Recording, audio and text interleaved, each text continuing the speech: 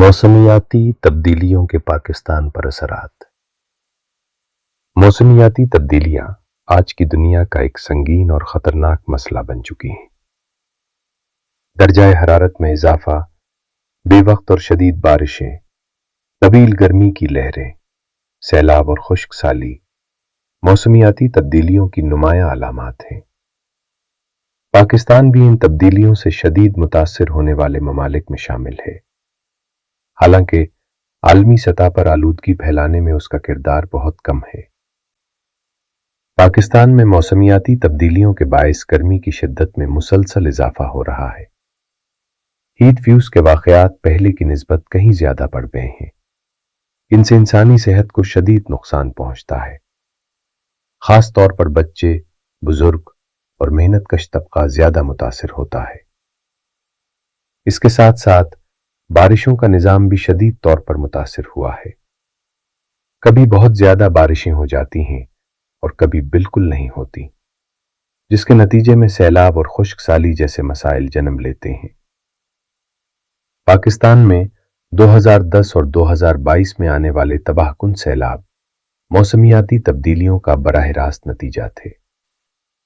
ان سیلابوں کے دوران غیر معمولی بارشوں اور گلیشیئر کے تیزی سے پگھلنے کے باعث بڑے پیمانے پر تباہی ہوئی۔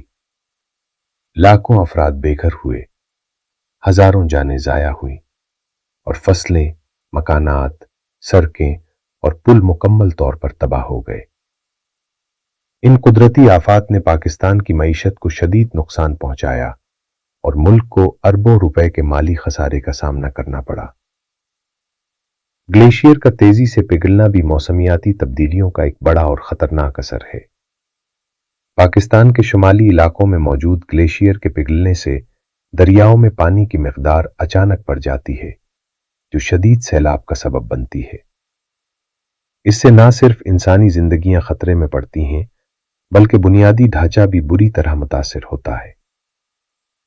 موسمیاتی تبدیلیوں کا سب سے زیادہ اثر پاکستان کی زراعت پر پڑ رہا ہے۔ فصلوں کی پیداوار میں کمی آ رہی ہے، جس کی وجہ سے غذائی قلت اور مہنگائی میں اضافہ ہو رہا ہے۔ پانی کی کمی بھی ایک سنگین مسئلہ بنتی جا رہی ہے، کیونکہ بارشوں کا غیر متوازن نظام آبی ذخائر کو متاثر کر رہا ہے۔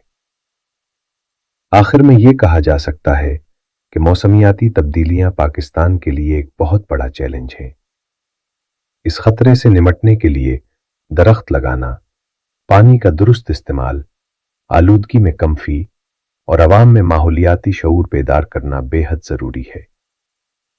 اگر ہم نے آج سنجیدہ اور بروقت اقدامات نہ کیے تو آنے والی نسلوں کو شدید مشکلات کا سامنا کرنا پڑے گا۔